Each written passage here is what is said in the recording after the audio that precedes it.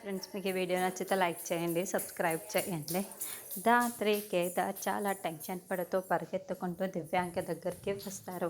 అన్నయ్య అన్నయ్య కీర్తి కనిపించట్లేదు అని దాత్రి చెబుతుంది. ఏంటి కీర్తి పాప కనిపించట్లేదు, ఏమైంది దాత్రి, పద వెళ్ళి వెతుకుదామని సురేష్ బయలుదేరుతూ ఉంటారు.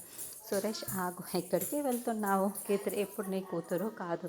ఇలా అడ్డమైన వాళ్ళ కోసం వాళ్ళు కనపడలేదు, వీళ్ళు కనపడలేదని వచ్చి చెప్పి అడ్డమైన వాళ్ళ కోసం నువ్వు బయలుదేరి వెళ్ళడం, నేను త్వరలో పెళ్లి చేసుకోబోతున్నాను, అడ్డమైన వాళ్ళ కోసం నువ్వు వెళ్ళావే అనుకో, నేను చూస్తూ ఊరుకోను అని దివ్యాంక వార్నింగ్ ఇస్తూ ఉంటుంది. వెంటనే దివ్యాంక చెంప పలగొడతాడు సురేష్. ఏంటి, నా కూతురు కౌశికి అడ్డమైన వాళ్ళు అయిపోయారు, ఇంకో వాళ్ళని ఇంకో అది ఇది అన్నావే అనుకో, మాట్లాడావనుకో, నీ ప్రాణాలు తీసేస్తాను, జాగ్రత్త అని సురేష్ దివ్యాంకకి వార్నింగ్ ఇస్తాడు. నా వల్ల వచ్చిన నీ కడుపుని అడ్డం పెట్టుకొని ఇంకా ఎంతమందిని ఇలా ఏడిపిస్తూ ఉంటావు, ప్రాణాలు తీసి వేపుకు తింటూ ఉంటావు అని సురేష్ అసలు నిజం బయటికి పెట్టేస్తాడు. దాంతో దాత్రి కేదార్ చాలా షాకింగ్గా చూస్తూ ఉంటారు.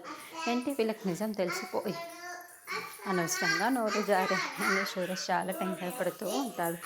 అప్పుడు దివ్యాంక వాళ్ళ అమ్మ కౌశికి అక్కడికి వచ్చి ఉంటారు. అమ్మ నువ్వేంటి ఇక్కడ, ఎందుకు వచ్చావు, ఎప్పుడు వచ్చావు అని దివ్యాంక చాలా షాకింగ్గా వాళ్ళ అమ్మని ప్రశ్నిస్తూ ఉంటుంది. నేనే ఇక్కడికి పిలిపించాను అంటే దివ్యాంక వాళ్ళ అమ్మ వాళ్ళతో చెబుతూ ఉంటుంది. వాళ్ళిద్దరు ఎక్కడికి